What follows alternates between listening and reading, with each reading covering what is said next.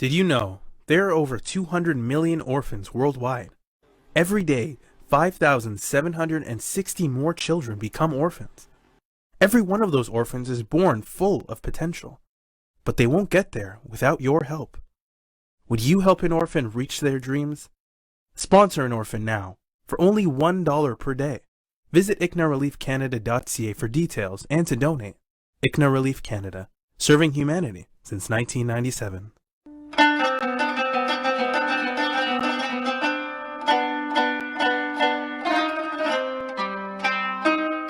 औज़ुबिल्लाहि मिनश्शैतानिर्रजीम बिस्मिल्लाहिर्रहमानिर्रहीम। नाज़रीन, 17वां रोज़ा हमारा जारी और सारी है। अल्हम्दुलिल्लाह ये जो मग़फ़िरत का जो पूरा अशरा चल रहा है ये भी अपने इख्तिताम की तरफ आगे बढ़ रहा है और हमारे लिए बड़ी इंपॉर्टेंट है। हर तरफ आजकल मैं देखता हूँ कि बहुत सारी इफ्तार पार्टियाँ भी हो रही हैं, अल्हम्दुलिल्लाह साथी बुलाते भी हैं, हम खुद भी वहाँ जाते हैं। और जो सबसे अहम तरीन बात है जो इस हवाले से अल्लाह ताला ने फरमाई भी है कि हमें अपनी नीयतों को दुरुस्त रखना चाहिए कि कोई भी नेक अमल हम करें तो अपनी नीयतों को दुरुस्त रखें। क्योंकि अगर हमारी नीयत जो है वो सिर्फ इस बात की है कि यार हम नेटवर्किंग कोई करना चाह रहे हैं इसलिए हम इफ्तार पार्टी कर रहे हैं, तो आपको ठीक है उसका फ़ायदा तो हासिल हो जाता है उस नेटवर्किंग का, लेकिन हमें नीयत अपनी ये रखनी चाहिए कि हम ये जो रोज़ा रखवा रहे हैं अल्लाह ताला के एक अहकाम की पैरवी कर रहे हैं और नबी करीम सल्लल्लाहु अलैहि वसल्लम की सुन्नत की बराबरी कर रहे हैं एक्चुअली।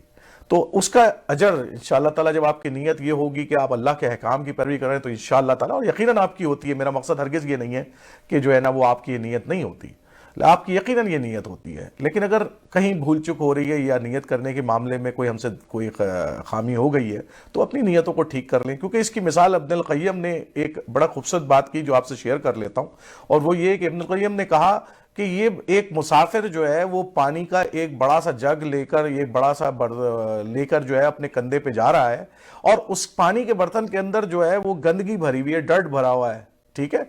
और वो ऐसे ही है कि वो आदमी जो है उस डर्ट को उठाकर अपना सफर तो तय कर रहा है, उसके वजन को भी उठा रहा है, लेकिन वो जो गंदगी है उस पानी के जग में उसके किसी काम नहीं आएगी, क्योंकि ना उसको वो पी सकता है ना कुछ कर सकता है। तो हमें भी ये कोशिश करनी चाहिए कि हम इतने सारे नेक अमल कर रहे हैं, अपनी नीयत को जो है ना इस हवाले से दुरुस्त रखें।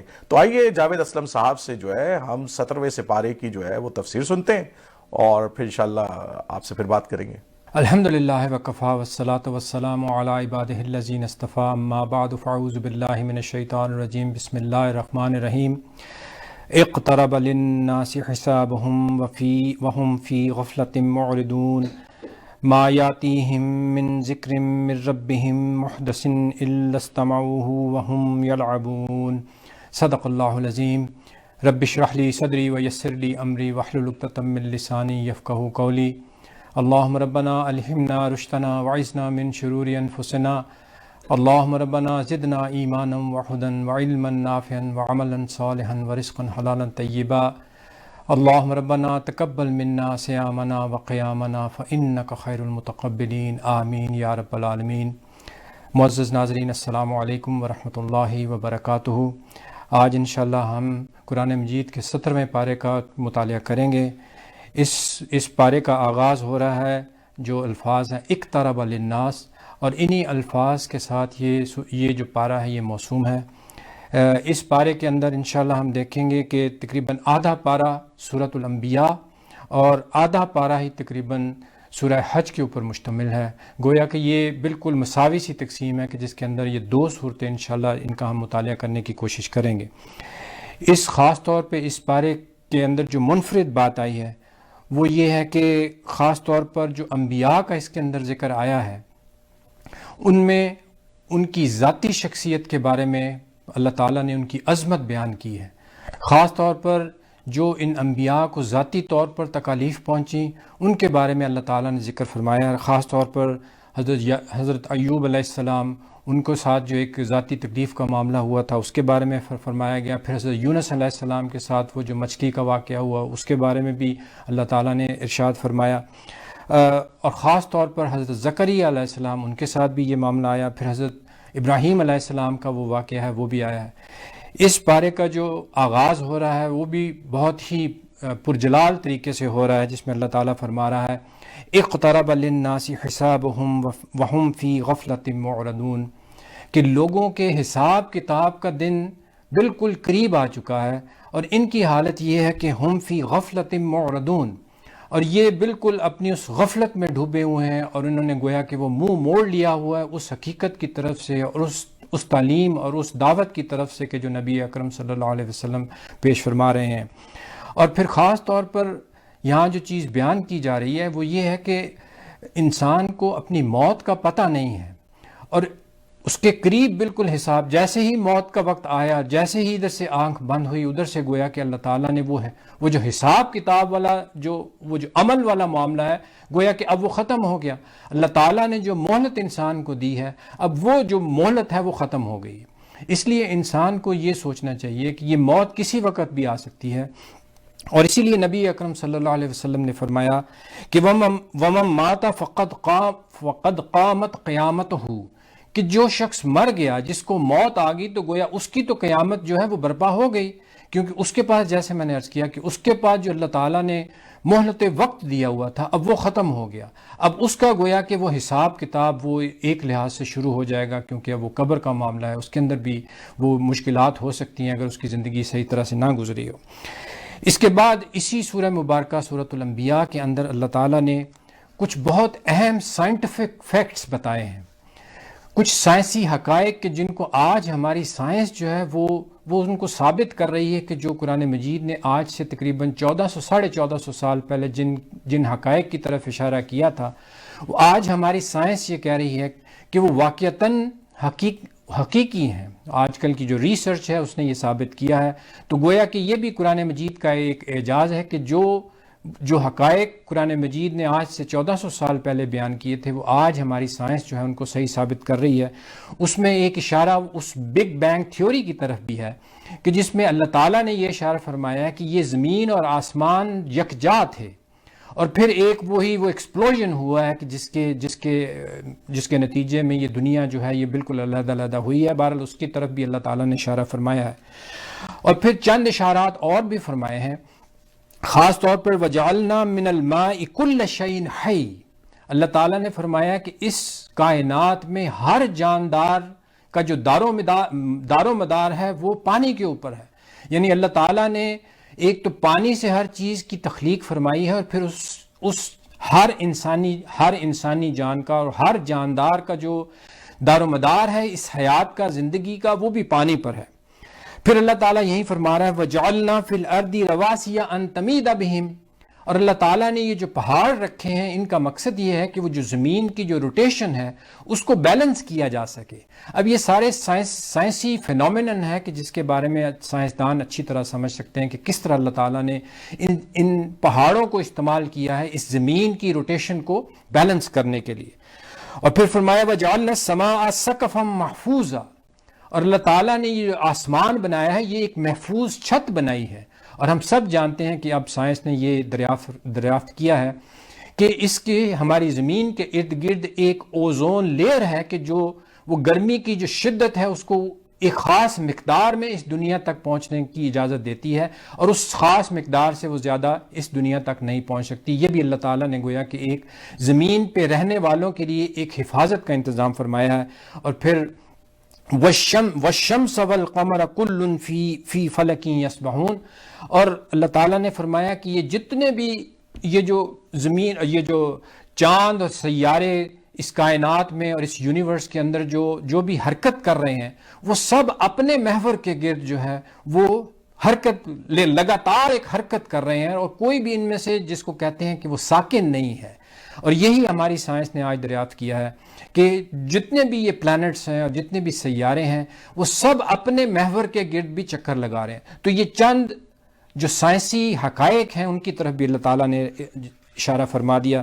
اس سورہ میں خاص طور پر حضرت ابراہیم علیہ السلام کا بھی ذکر آیا ہے، اور وہ جو انہوں نے وہاں کا جو ایک بت کدا تھا اس کے اندر وہ کافی سارے بت پڑے ہوئے تھے، تو انہوں نے ان بتوں کو توڑا ہے، خاص طور پر جب وہ جو قوم تھی وہ کسی میلے کے لیے، کسی جشن کے لیے شہر سے باہر گئی، تو حضرت ابراہیم علیہ السلام نے ان بتوں کو توڑا، اور پھر وہ جو آلہ آپ یہ سمجھ لیجئے کہ وہ جو آلہ تھا ان بتوں کو توڑنے کے لیے وہ انہوں نے وہ جو بڑا بت تھا اس کے کندھے پہ رکھ دیا۔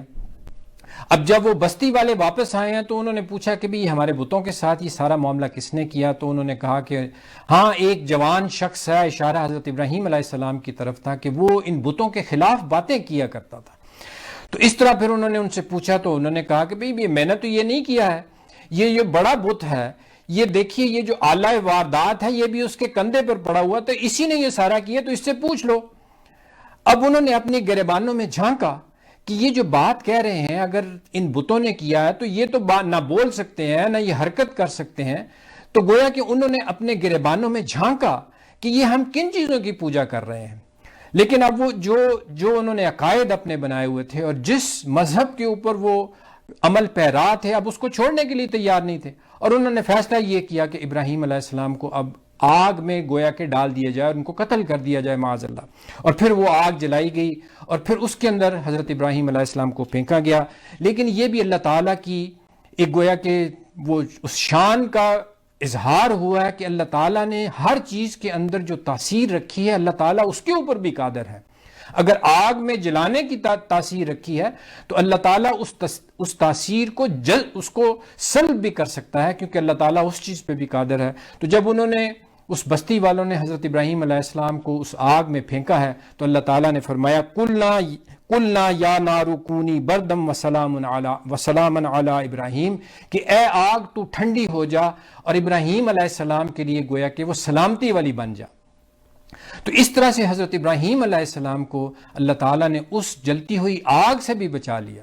اور اسی چیز کے بارے میں وہ علامہ اقبال نے بھی وہ مشہور شعر کہا ہے، اسی گویا کہ آیا مبارکہ کی وہ بھی ایک گویا کہ آپ یہ سمجھ لیجئے تشریح ہے کہ بے خطر کود پڑا آتش نمرود میں عشق، عقل ہے محو تماشائے لبے بام ابھی۔ یہ جو عقل ہوتی ہے یہ تو انسان کو سمجھانے کی کوشش کرتی ہے کہ یہ تم کیا کر رہے ہو، یہ اپنی جان کے ساتھ کھیل رہے ہو، ابھی کچھ دے دلا کے کچھ سمجھوتا کر لو، بعد میں دوبارہ سے ان کے ساتھ ہی کوئی معاملہ کر لینا۔ لیکن وہ جو حقیقی عشق تھا اللہ کی ذات سے حضرت ابراہیم علیہ السلام کو، انہوں نے ایک لمحے کے لیے بھی گویا کہ توقف نہیں کیا، اور جیسے ہی ان کو آگ میں ڈالا گیا، یہ عشق تھا کہ جس نے حضرت ابراہیم علیہ السلام کو بالکل سوچنے کے لیے، وہ عقل ابھی سوچتی رہ گئی اور حضرت ابراہیم علیہ السلام نے گویا کہ اس آگ میں چھلانگ لگا دی۔ اس کے بعد وہ عظیم آیہ مبارکہ بھی آ رہی ہے کہ جو خاص طور پر حضرت یونس علیہ السلام کے ساتھ معاملہ ہوا تھا، اور جو استغفار اور معافی، اللہ سے استغفار، اللہ سے معافی اور اللہ سے درگزر طلب کرنے کے لیے گویا کہ عظیم ترین آیت ہے۔ اور وہ ہم کبھی بھی ہمارے سامنے اگر کوئی مشکلات آتی ہیں تو ہم کوشش کرتے ہیں کہ اس آیہ مبارکہ کا گویا کہ ایک ورد کیا جائے۔ وہ فرمایا گیا لا الہ الا انت سبحانک انی کنت من الظالمین، کہ اے اللہ تو ہی معبود ہے، تیرے سوا کوئی معبود نہیں ہے، سبحانک، اور تو ہر عیب سے پاک ہے، تو ہر احتیاج سے پاک ہے، انی کنت من الظالمین، یقیناً میں ہی ظالموں میں سے تھا، یہ میری ہی غلطی تھی جس کی مجھے سزا مل رہی ہے، تو ان تمام چیزوں سے پاک ہے۔ تو یہ وہ دعا ہے کہ جو حضرت یونس علیہ السلام نے وہ اس مچھلی کے پیٹ میں مانگی تھی، تو اللہ تعالیٰ نے وہاں ان اندھیروں سے اللہ تعالیٰ نے گویا کہ ان کو نجات عطا فرمائی تھی۔ پھر اس سورہ مبارکہ کے اندر وہ عظیم آیہ مبارکہ بھی آئی ہے کہ جس میں نبی اکرم صلی اللہ علیہ وسلم کے بارے میں فرمایا گیا کہ وما ارسلناک الا رحمۃ للعالمین، کہ اللہ تعالیٰ نے نبی اکرم صلی اللہ علیہ وسلم کو اس تمام کائنات کے لیے، تمام عالم کے لیے گویا کہ رحمت بنا کے بھیجا ہے۔ یہ اللہ تعالیٰ کی رحمت کا ایک جو مظہر ہے اس کا گویا کہ وہ کلائمیکس تھا کہ اللہ تعالیٰ نے جو اس انسانیت کے اوپر رحمت فرمائی ہے، اس کا یہ ایک بہترین مظہر تھا کہ اللہ تعالیٰ نے نبی اکرم صلی اللہ علیہ وسلم کو اس کائنات کے لیے، تمام کائنات کے لیے رحمت بنا کے بھیجا گیا۔ اور یہ اللہ تعالیٰ کی بہت بڑی رحمت ہے، اور یہی اللہ تعالیٰ فرما رہا ہے کہ وما ارسلناک، کہ ہم نے نہیں بھیجا ہے آپ کو الا رحمۃ للعالمین، کہ ہم اس تمام عالم کے لیے، جو بھی اس کائنات میں اور اس دنیا میں رہنے والے ہیں، نبی اکرم صلی اللہ علیہ وسلم کی حیات طیبہ ان سب کے لیے گویا کہ رحمت ہے۔ اس کے بعد وہی سورہ مبارکہ، اگلی سورہ مبارکہ جو آ رہی ہے وہ سورۃ الحج ہے، اور یہ بھی قرآن مجید کی بہت جلیل القدر اور بہت اہم سورہ مبارکہ ہے، اور اس کا بھی جو آغاز ہو رہا ہے بہت ہی ہیبت ناک انداز سے ہو رہا ہے۔ یا ایھا الناس اتقوا ربکم ان زلزلۃ الساعۃ شیء عظیم، کہ اے لوگو اللہ کا تقوی اختیار کرو، اپنے رب کا تقوی اختیار کرو. ان زلزلۃ الساعہ، یہ وہ جو ساعت ہے کہ جس میں اللہ تعالیٰ اس تمام کائنات کو گویا کہ درہم برہم کر دے گا، تباہ و برباد کر دے گا. ان زلزلۃ الساعۃ شیء عظیم، یہ ایک بہت بڑی چیز ہے. تو یہ گویا کہ اللہ تعالیٰ نے وہ نقشہ کھینچا ہے اس گھڑی کا کہ جب اس تمام کائنات کو اللہ تعالیٰ بالکل تباہ کر دے گا. اور پھر اللہ تعالیٰ نے بیان کیا ہے کہ یہ جو گھڑی ہے یہ کوئی آسان نہیں ہوگی. وہاں اللہ تعالیٰ بیان فرما رہا ہے کہ یہ وہ گھڑی ہوگی کہ جس کے اندر ہر دودھ پینے والی اپنے دودھ پیتے بچے کو بھول جائے گی، اور ہر حمل والی اپنے حمل کو گرا دے گی.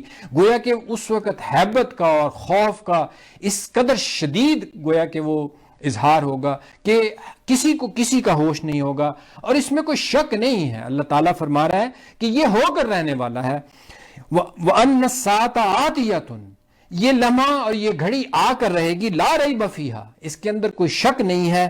وَأَنَّ اللَّهَ يَبْعَثُ مَن فِي الْقُبُورِ، اور اللہ تعالیٰ کھڑا کر دے گا جو بھی ان قبروں کے اندر ہیں. اور یہ گھڑی جو ہے یہ آ کر رہے گی، یہ اس کو کہتے ہیں الساعہ، کہ جب اللہ تعالیٰ ان تمام کائنات کی ہر چیز کو گویا کہ یہ پہاڑ جو ہمیں نظر آ رہے ہیں، یہ دریا، یہ سمندر، یہ جو چیزیں ہمیں نظر آ رہی ہیں کہ جو اس وقت بہت جامد ہیں، لیکن اللہ تعالیٰ گویا کہ ان کو بالکل تباہ و برباد کر دے گا. پھر اسی سورہ مبارکہ کے بالکل وسط کے اندر وہ جو حج کے جو مناسک ہیں اللہ تعالیٰ نے ان کا ذکر کیا ہے. اور خاص طور پر حضرت ابراہیم علیہ السلام سے اللہ تعالیٰ نے یہ گویا کہ ارشاد فرمایا کہ اب آپ ان کو حج کی دعوت دیجئے. وَأَذِّن فِي النَّاسِ بِالْحَجِّ، اب آپ حج کا اعلان کیجئے. یاتوک رجالا وعلی کل دامر یاتین من کل فج عمیق، تو یہ پیدل بھی آئیں گے اور کمزور اونٹنیوں کے اوپر آئیں گے، آپ اعلان کر دیجئے. اور پھر انہوں نے اعلان کیا ہے. اور پھر اسی سورہ مبارکہ کے اندر وہ قربانی کی اصل حقیقت کو اللہ تعالیٰ نے بیان فرمایا کہ لن ینال اللہ لحومها ولا دماؤها ولکن ینالہ التقوی منکم. یہ اللہ کے پاس یہ جو قربانی ہم کرتے ہیں اس کا نہ گوشت پہنچتا ہے نہ اس کا خون پہنچتا ہے. اصل چیز جو اللہ کے پاس پہنچتی ہے وہ تقوی ہے کہ جو دل کے اندر ہوتا ہے. اور یہ اصل میں وہ جذبہ ہے کہ جو اللہ تعالیٰ دیکھنا چاہتا ہے کہ آیا ہم اپنی جو محبوب ترین چیزیں ہیں ان کو بھی قربان کرنے کے لیے تیار ہیں یا نہیں ہیں. پھر اسی سورہ مبارکہ کے آخر میں اللہ تعالیٰ نے بہت اہم احکامات دیے ہیں مسلمانوں کے لیے. وَجَاهِدُوا فِي اللَّهِ حَقَّ جِهَادِهِ هُوَ اجْتَبَاكُمْ، کہ اللہ کے دین کے لیے محنت کرو جس طرح سے محنت کرنے کا حق ہے. اللہ تعالیٰ نے تمہیں چن لیا ہے. هُوَ اجْتَبَاكُمْ وَمَا جَعَلَ عَلَيْكُمْ فِي الدِّينِ مِنْ حَرَجٍ، اور اللہ تعالیٰ نے اس دین میں تمہارے لیے کوئی تنگی نہیں رکھی ہے. اور پھر وہی شہادت علی الناس کا جو فلسفہ ہے وہ بیان کیا گیا کہ اس امت کو برپا کیوں کیا گیا. لِيَكُونَ الرَّسُولُ شَهِيدًا عَلَيْكُمْ وَتَكُونُوا شُهَدَاءَ عَلَى النَّاسِ، تاکہ یہ جو رسول ہیں یہ تمہارے خلاف گواہی دیں اور تم تمام انسانیت کے خلاف گواہی دینے والے بن جاؤ.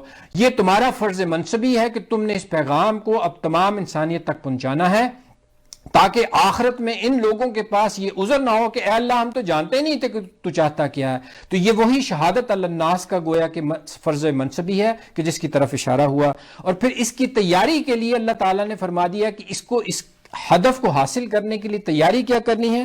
فَأَقِيمُوا الصَّلَاةَ وَآتُوا الزَّكَاةَ وَاعْتَصِمُوا بِاللَّهِ، اب نماز قائم کرو، نماز سے مدد حاصل کرو، اور آتوا الزکات، اور زکوٰۃ ادا کرو، اور واعتصموا باللہ، اور اللہ کی رسی کے ساتھ مضبوطی سے چمٹ جاؤ. اور یہ اللہ کی رسی کیا ہے؟ یہ وہی قرآن مجید ہے کہ جس کا پڑھنا پڑھانا اور جس کے لیے یہ ہم ساری کوشش کر رہے ہیں. اللہ تعالیٰ ہمیں اس قرآن مجید کے ساتھ جڑنے کی توفیق عطا فرمائے. اللہ تعالیٰ ہمیں اس قرآن مجید کو سمجھنے کی اور اس کے اوپر عمل کرنے کی توفیق عطا فرمائے.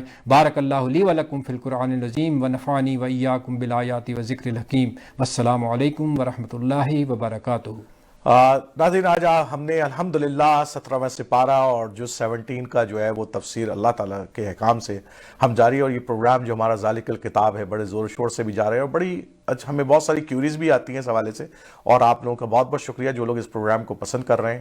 اس میں یقیناً اقنا ریلیف کے تعاون ہمیں حاصل ہے, ہم ان کا بہت شکر گزار ہیں, اور وہ تمام حضرات کا جو اس پروگرام کو دیکھتے ہیں اور اس پروگرام کی تعریف کرتے ہیں اور ہمیں وقتاً وقتاً سجیشن بھی بھیجتے ہیں. تو انشاءاللہ کل 18ویں سپارے کی تفسیر کے ساتھ ہم دوبارہ حاضر ہوں گے. اس وقت تک کے لیے اجازت دیجیے.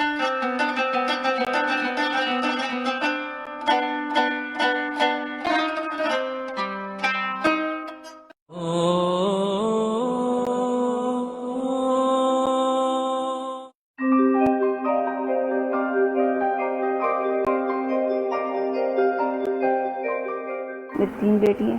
ماریہ جو 8 کلاس میں پڑھتی ہیں, مقدس جو 4 کلاس میں پڑھتی ہیں, طیبہ جو 2 کلاس میں پڑھتی ہیں. 2 سال پہلے میرے شوہر کا انتقال ہو گیا ایکسیڈنٹ میں. فوت ہونے کے بعد بہت مشکلات پیش آئیں ہمیں.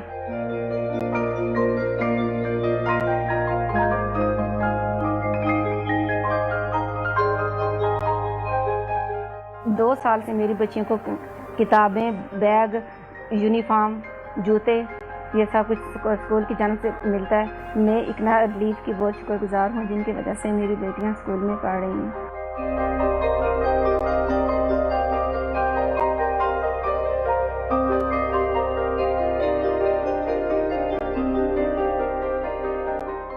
اسکول میں بہت محنت سے پڑھاتے ہیں, بہت اچھے طریقے سے پڑھاتے ہیں. میں بڑی ہو کر ٹیچر بننا چاہتی ہوں تاکہ میں اپنے جیسے بچوں کو اچھے طریقے سے پڑھا سکوں.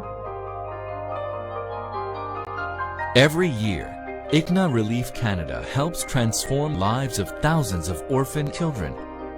Help us send an orphan child to school for as little as $30 per month.